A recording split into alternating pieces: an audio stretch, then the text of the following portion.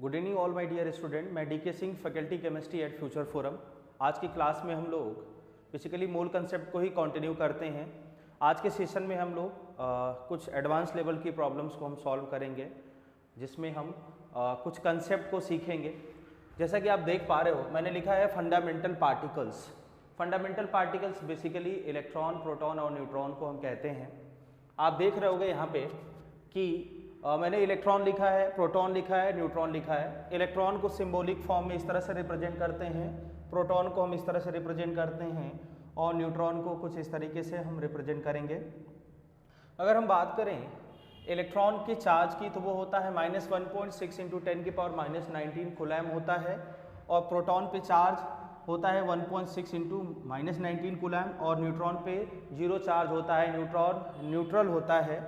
ठीक है। Mass of electron की अगर मैं बात करूं तो ये होता है 9.1 × 10⁻31 kg। अगर मैं मास ऑफ प्रोटॉन की बात करूं तो 1.67 × 10⁻27 kg। और अगर मैं प्रोटॉन की मास, न्यूट्रॉन के मास की बात करूं तो ये होता है 1.675 × 10⁻27 kg के बराबर होता है।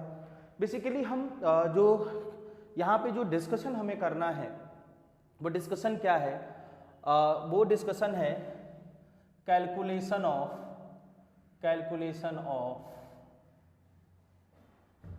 Mass of fundamental particle. ठीक है, फंडामेंटल पार्टिकल्स। जो भी ये फंडामेंटल पार्टिकल्स हैं, इनके मास को हमें कैलकुलेट करना है, और किस तरीके से कैलकुलेट करना है वो हम डिस्कस करेंगे। जैसे मैं कहूँ कि मेरा क्वेश्चन है calculate the mass of 1 mole electron. ठीक है बेटा, एक बेसिक मैंने क्वेश्चन दिया, calculate the mass of 1 mole electron. तो अगर आपसे मैं मास पूछूं तो बेसिकली इसमें मोल कंसेप्ट का एप्लीकेशन लगा है भाई। अगर मैं बात करूं तो लिखोगे कुछ इस तरीके से कि 1 mole of electron contain 6.023 × 10⁻23 electrons. ठीक है ना। 1 मोल इलेक्ट्रॉन कंटेन करता है 6.023 × 10⁻23 इलेक्ट्रॉन्स। अगर 1 मोल इलेक्ट्रॉन का हमें मास निकालना है तो हमें मालूम है कि mass of 1 mole, mass of 1 electron is 9.1 × 10⁻31 kg है। ठीक है। तो 1 मोल इलेक्ट्रॉन या 6.023 × 10⁻23 इलेक्ट्रॉन्स के अगर हम मास की बात करें तो ये होगा 6.023 × 10⁻23 × 9.1 × 10⁻31। अगर हम इसको कैलकुलेट करेंगे तो लगभग ये 54 के आसपास हम इसको कह लेते हैं अप्रॉक्सीमेट, × 10 की पावर। आप देखोगे यहाँ पे 31 है, यहाँ पे 23 है, तो हम कह सकते हैं कि ये -8 kg होगा। मीन्स हमें एक रिजल्ट आया कि 1 मोल इलेक्ट्रॉन का जो मास है वो हो गया बेटा 54 × 10 की पावर -8 kg। क्लियर हो गया कि नहीं हो गया? अगर इस वैल्यू को हम याद रखते हैं तो बहुत सारे क्वेश्चंस को हम सॉल्व कर सकते हैं। जैसे मैं एक क्वेश्चन इस पे मैं आपसे डिस्कस करना चाहूँगा। जैसे मैं कहूँ कि how many moles electron will present in 1 kg। मेरा क्वेश्चन है कि कितने मोल्स इलेक्ट्रॉन प्रेजेंट होंगे 1 kg में। ठीक है। बेसिकली ये जेई का भी एक क्वेश्चन है, ये जेई में पूछा गया है क्वेश्चन, किसी 1 kg में कितने मोल्स इलेक्ट्रॉन होंगे। तो बड़ा आसान है, अगर मैं सॉल्यूशन की बात करूं तो हम डायरेक्ट लिखेंगे कि ऐसे लिखोगे मास ऑफ 1 मोल इलेक्ट्रॉन, ये आपको दिख रहा है 54 इंटू 10 की पावर -8 kg है। सो 1 kg में नंबर ऑफ, अगर मोल्स इलेक्ट्रॉन की मैं बात करूं तो आप निकाल सकते हो इसको कैसे, इस 1 kg को 54 इंटू 10 की पावर -8 से हम डिवाइड कर दें तो यही नंबर ऑफ मोल्स इलेक्ट्रॉन हो गए। क्लियर हो गया कि नहीं हो गया सबको भाई? मीन्स आंसर यही है। ठीक है, अब हम लोग आगे बढ़ेंगे, कुछ और भी क्वेश्चंस लेते हैं। अगर इसी तरीके से मैं कहूँ, कि मेरा क्वेश्चन है कि हाउ मेनी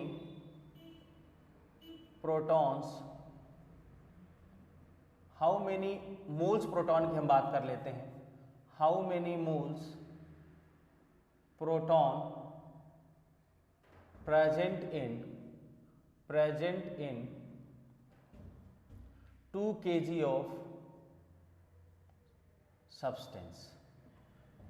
ठीक है, अगर 2 किलोग्राम सब्सटेंस में हम अगर प्रोटॉनों की बात करें तो आप इसको कैसे सॉल्व करोगे? देखो भाई, अगर 2 किलोग्राम में हमें निकालना है तो हमें यहाँ पे सॉल्यूशन में देखना पड़ेगा कि मास ऑफ 1 मोल प्रोटॉन की अगर मैं बात करूँ ये होगा 1.673 इंटू 10 की पावर -27 इंटू 6.023 इंटू 10 की पावर 23 होगा ना। मीन्स इतना kg हमारा क्या होगा बेटा? मास होगा। किसका? 1 मोल प्रोटॉन का। तो अगर मैं नंबर ऑफ मोल्स प्रोटॉन की मैं बात करूं तो ये होगा 2 डिवाइडेड बाई 1.673 इंटू 10 की पावर -27। ठीक है, ये इसकी वैल्यू होगी। क्लियर हो गया सबको? बोलो बेटा, सबको समझ में आ गया? ये तो रहा हमें मास based problem for fundamental particles. अब हमें डिस्कस करना होगा इसके चार्ज से रिलेटेड कैसे क्वेश्चंस बनते हैं, उन क्वेश्चंस को हम लोग डिस्कस करेंगे। ठीक है, उन क्वेश्चंस को भी हम डिस्कस करने चल रहे हैं। चार्ज से रिलेटेड अब हमें क्वेश्चंस लगाने हैं फंडामेंटल पार्टिकल्स पे बेस्ड। बेसिकली मोल कंसेप्ट में हमें इसको कैसे डील करना है मैं उसकी बात करूं।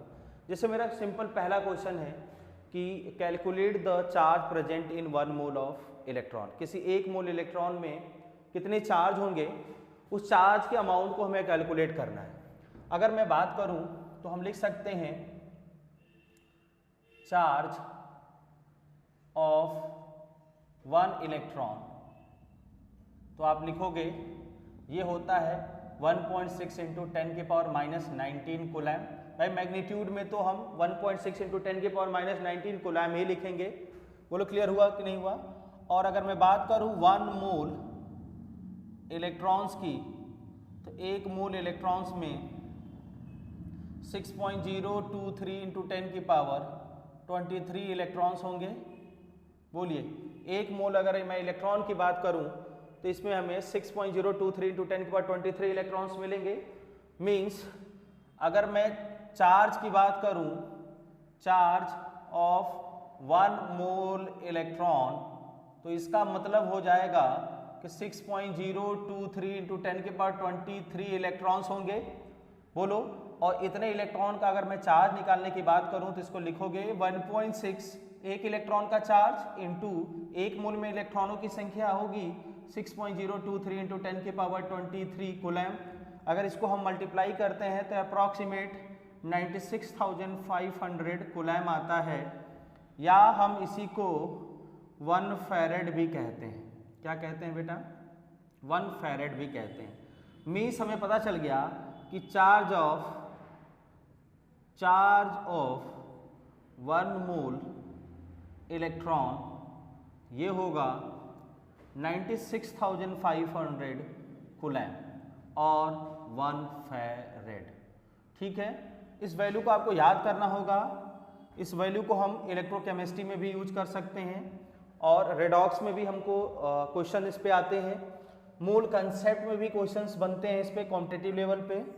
मीन्स हमें एक रिजल्ट मिल गया कि कोई भी 1 मोल इलेक्ट्रॉन है तो उसमें चार्ज 1 फैरेड और 96,500 कूलम्ब होगा। अब मैं अगर पूछूं कि मेरा क्वेश्चन है calculate the charge present in 5 moles of electron. ठीक है, क्वेश्चन ये है भाई। क्वेश्चन को आप देख सकते हो कि 5 मोल्स इलेक्ट्रॉन में चार्ज हमसे पूछा गया है। अगर हम इसके सॉल्यूशन की बात करें तो हम डायरेक्ट कहेंगे कि चार्ज 5 मोल्स सब्सटेंस में 5 मोल्स इलेक्ट्रॉन में अगर हम चार्ज की बात करें तो सीधे लिखेंगे कि 1 मोल अगर इलेक्ट्रॉन है तो 1 मोल इलेक्ट्रॉन का चार्ज भाई हमें 1 फैरेड पता है भाई, 1 फैरेड हमें पता है या 96,500 कूलम्ब पता है। तो अगर हमसे 5 मोल्स इलेक्ट्रॉन के चार्ज की बात करें तो 1 × 5 या 5 फैरेड हम कह सकते हैं।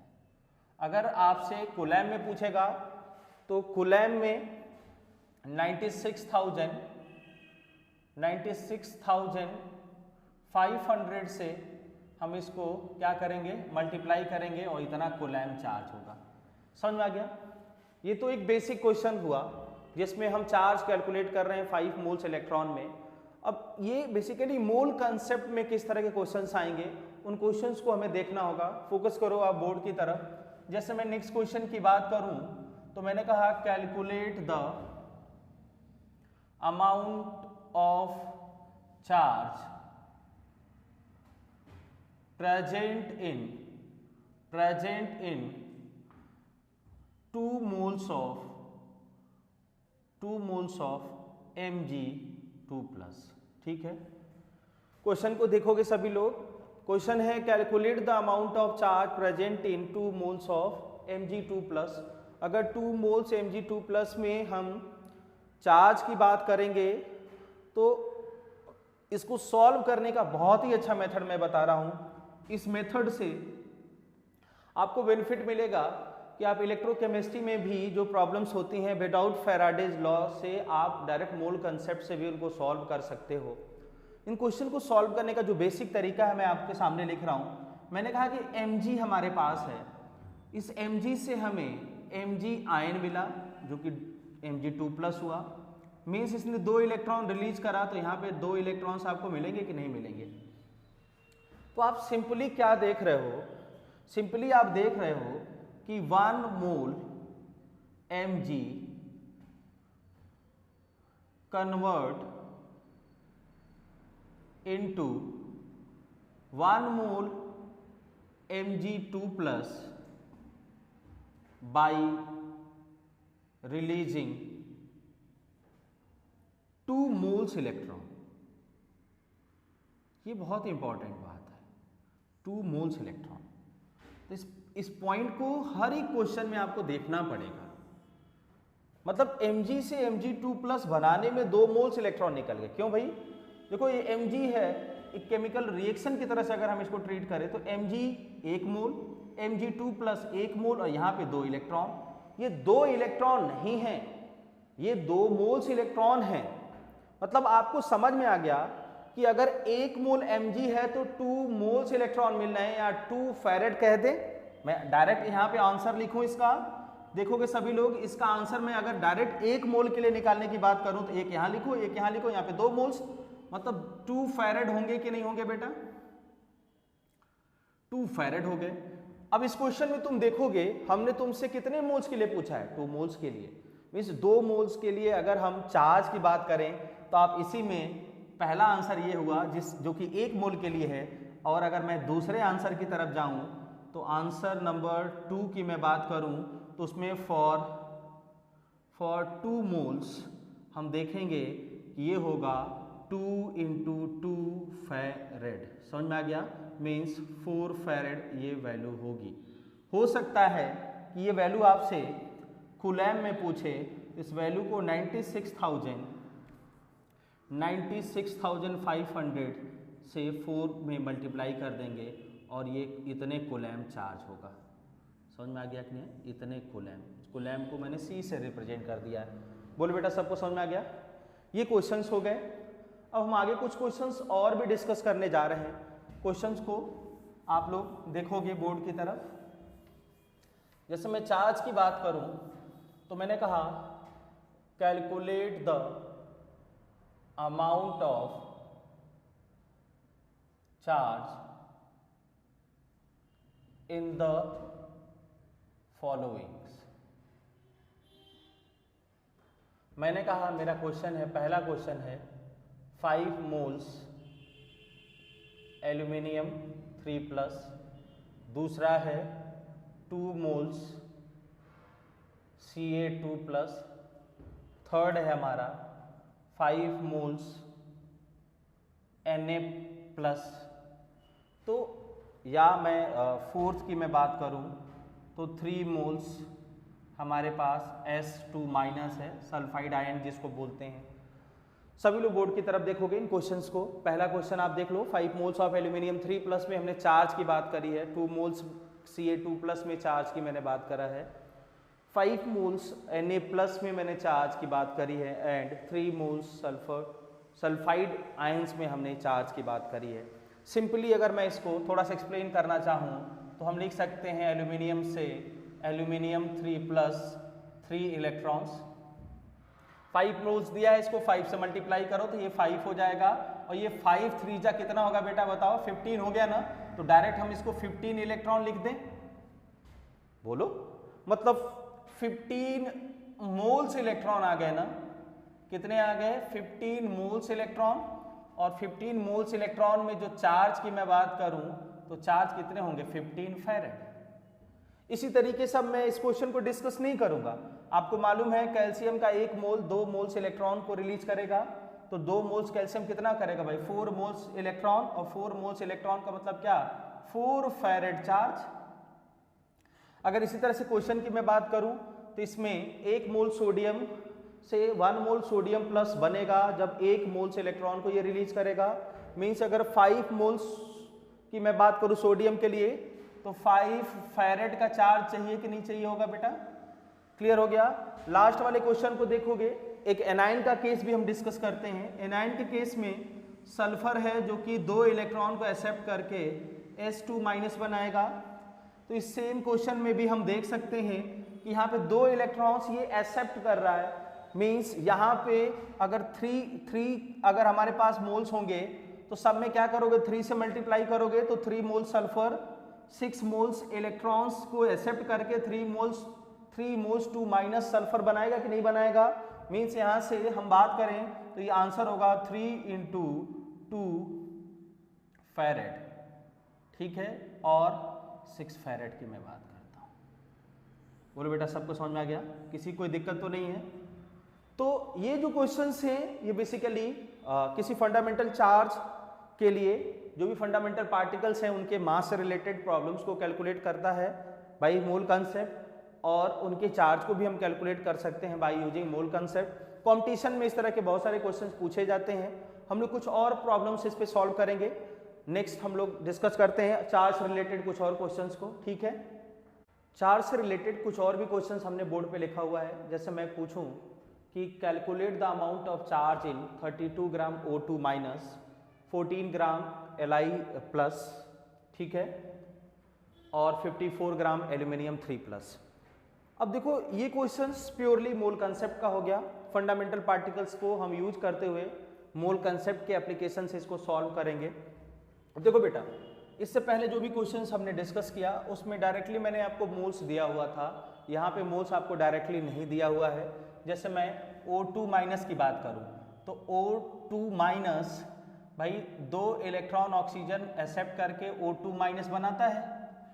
बोलो बेटा, अब हमें यहाँ पे 32 ग्राम दिया है ना, तो मोल्स निकाल लो। कितना? 32 डिवाइडेड बाई हम क्या कर दें? 32 डिवाइडेड बाई 16 कर दें, और ये हुआ कितना? 2 मोल्स। क्लियर हो गया कि नहीं होगा? अगर ये 2 मोल्स आ गए हमारे पास तो हम सीधे क्या यूज कर सकते हैं? बोलो, यहाँ पे 2 × 2। बोलो, अगर मैं चार्ज की बात करूँ तो आप डायरेक्ट आंसर कर सकते हो कि यहाँ चार्ज होगा 4 फैरेड, ठीक है। इसी तरीके से अगर सेकेंड क्वेश्चन की मैं बात करूँ तो सेकेंड क्वेश्चन में आप देखोगे लिथियम है, लिथियम से लिथियम प्लस आयन बनेगा एक इलेक्ट्रॉन को रिलीज करके।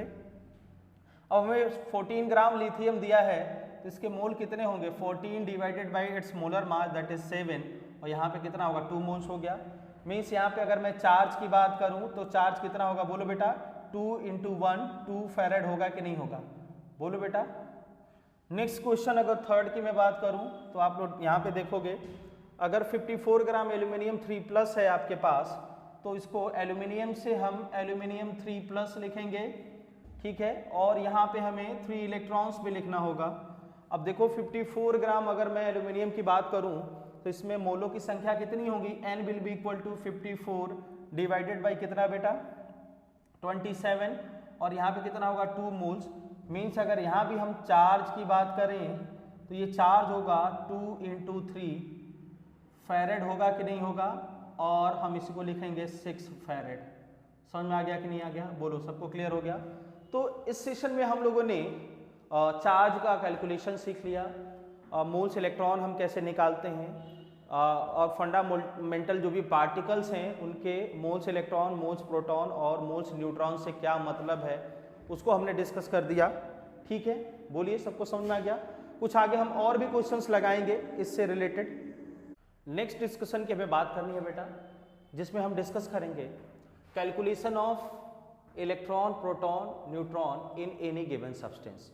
अगर किसी सब्सटेंस का हमें कुछ अमाउंट दिया है और उसमें number of electrons, protons, neutrons पूछे, number of electron, proton, neutrons की मैं बात करूं तो इनको बोलते हैं हम फंडामेंटल पार्टिकल्स, या हम इनको पार्टिकल्स भी कह सकते हैं।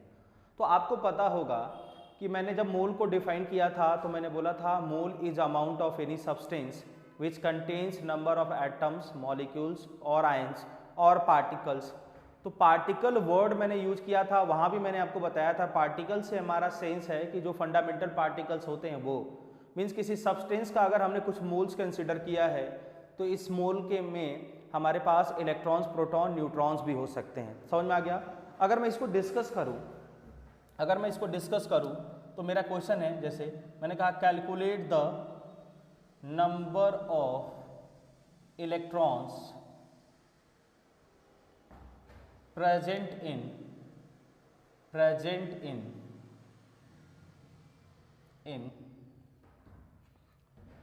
1.6 ग्राम CH4 है। एक क्वेश्चन मैंने लिखा आपके सामने कि calculate the number of electron present in 1.6 gram CH4 methane. तो देखो भाई इसके अंदर हमें क्या निकालना है, बेसिकली हमें इलेक्ट्रॉन्स निकालने हैं। तो आपको पता होना चाहिए कि अगर हम इसको ध्यान से देखेंगे तो बेसिकली मेरा मैं आपको फॉर्मूला बता रहा हूँ जिसको सॉल्व करना बहुत आसान हो जाएगा। अगर मैं बात करूँ कि नंबर ऑफ अगर इलेक्ट्रॉन्स निकालने हैं आपको, या आपको नंबर ऑफ प्रोटॉन्स निकालने हैं, या आपको नंबर ऑफ न्यूट्रॉन्स निकालने हैं, तो ये फार्मूला मैं आपको बता रहा हूँ। ये होता है molecules into number of electron in one molecule, ठीक है। टोटल नंबर ऑफ मॉलिक्यूल्स में हम अगर एक मॉलिक्यूल में प्रेजेंट इलेक्ट्रॉनों से अगर हम मल्टीप्लाई कर देते हैं तो बेसिकली वो हमारा क्या होगा बेटा, वो हमारा number of electron in that substance हो जाएगा। फॉर्मूले को आप ध्यान से देखोगे। इसी तरीके से अगर मैं न्यूट्रॉन्स, प्रोटॉन्स की बात करूं तो ये होगा molecules into number of proton in one molecule, ठीक है। तो इस तरीके से हम न्यूट्रॉन भी निकाल सकते हैं। न्यूट्रॉन क्या होगा, मॉलिक्यूल इनटू नंबर ऑफ क्या बेटा, न्यूट्रॉन इन वन मॉलिक्यूल्स होंगे। अगर हम इसको डिस्कस करें आपके सामने, तो अगर मैं इस क्वेश्चन को सॉल्व करने की बात करूं, इस क्वेश्चन को कैसे सॉल्व करेंगे थोड़ा सा ध्यान से देखोगे। अगर मैं इस क्वेश्चन की बात करूं इस क्वेश्चन से आपको क्या बेनिफिट मिलना है देखोगे, मैं कहूँ कि हमें निकालना है क्या, इलेक्ट्रॉन्स निकालने हैं। तो CH4 यहाँ पे अगर आपको दिया है तो CH4 में इलेक्ट्रॉन्स कितने होंगे, मतलब नंबर ऑफ, अगर मैं इलेक्ट्रॉन की बात करूं in one molecule of CH4 की बात करूं तो सबको मालूम है कार्बन के एक मॉलिक्यूल में 6 इलेक्ट्रॉन होते हैं और हाइड्रोजन के एक मॉलिक्यूल में 1 इलेक्ट्रॉन होता है। यहां देखोगे इसको हम निकाल सकते हैं number of electron of carbon plus number of electrons of क्या बेटा, हाइड्रोजन। इन दोनों के इलेक्ट्रॉन्स को अगर हम सम अप करते हैं तो total number of electron in CH4 in one molecules आएगा। यहाँ आपको मालूम है हाइड्रोजन और कार्बन को दोनों को कंबाइन करें तो कार्बन के पास 6 और हाइड्रोजन के पास 1, ऐसे 4 हाइड्रोजन हैं, means total number of electrons कितने आ गए, 10 इलेक्ट्रॉन्स आ गए कि नहीं आ गए। अब आपको पता चल गया कि एक मॉलिक्यूल में हमारे पास, एक मॉलिक्यूल में बेसिकली जो इलेक्ट्रॉनों की संख्या है वो 10 है। तो हम मॉलिक्यूल्स निकाल लें और मॉलिक्यूल्स में एक मॉलिक्यूल में प्रेजेंट इलेक्ट्रॉन से मल्टीप्लाई कर दें, ऐसा मैंने यहाँ पे फॉर्मूला लिखा भी है। तो मॉलिक्यूल्स कैलकुलेट करते हैं, तो मॉलिक्यूल्स निकालने के लिए हम डायरेक्ट नंबर ऑफ, अगर मॉलिक्यूल्स की मैं बात करूँ तो अब हम डायरेक्ट सॉल्व करना चाहें गिवन मास से तो आपको फार्मूला होगा, देखो भाई हम पहले मोल्स इनटू Na करते हैं ना, मोल्स को हम क्या लिख सकते हैं, वेट अपान GMM भी लिख सकते हैं, इनटू Na लिख दें। ये क्या होगा, वेट कितना दिया है 1.6 और इसका ग्राम मॉलिक्यूलर मास 16 ग्राम होगा, इनटू कितना होगा Na, ये कितना आ गया बेटा 0.1 Na आ गया कि नहीं आ गया, आपको समझ में आ गया। अगर ये 0.1 Na आ गया मीन्स मॉलिक्यूल्स कितने हो गए 0.1 Na, means total number of, अगर मैं इलेक्ट्रॉन्स की बात करूं तो ये होगा molecules that is 0.1 Na into electrons in one molecule कितना बेटा 10, मीन्स यहाँ पे हमारे पास आ गए Na इलेक्ट्रॉन्स। समझ में आ गया कि नहीं आ गया सबको, बोलो क्लियर हो गया, मीन्स इलेक्ट्रॉनों की संख्या सबको समझ में आ गया, बोलो भाई। अब हम आगे बढ़ेंगे, अगर मैं बात करूं नंबर ऑफ, मैं कहूं कि प्रोटॉन्स कितने होंगे, तो नंबर ऑफ प्रोटॉन्स निकालने के लिए क्या करोगे, मॉलिक्यूल्स, फार्मूला मैंने लिखा है molecules into number of proton in one molecule कर दें। अगर इसको यूज करोगे तो मॉलिक्यूल कितना है हमारे पास 0.1 Na है और प्रोटॉनों की संख्या कितना होगा, मीथेन के एक मॉलिक्यूल में कितने प्रोटॉन होंगे, कार्बन में 6 होगा, हाइड्रोजन में 1 और ऐसे 4 हाइड्रोजन, मतलब 4 हाइड्रोजन के 6 कार्बन के, टोटल कितने होंगे 10, मीन्स यहाँ से भी अगर मैं आंसर की बात करूँ तो Na प्रोटॉन्स इसमें प्रेजेंट होंगे। क्लियर हो गया कि नहीं हो गया। ये फंडामेंटल जितने भी पार्टिकल्स हैं उनसे रिलेटेड जो भी क्वेश्चंस ऐसे बनेंगे उनको हम लोगों ने कंप्लीट किया। कुछ आगे और भी क्वेश्चंस लगाएंगे जो कि कॉम्पिटिटिव पॉइंट ऑफ व्यू से बहुत ही इंपॉर्टेंट हैं। मूल कंसेप्ट को हम लोग कंटिन्यू करेंगे, ठीक है।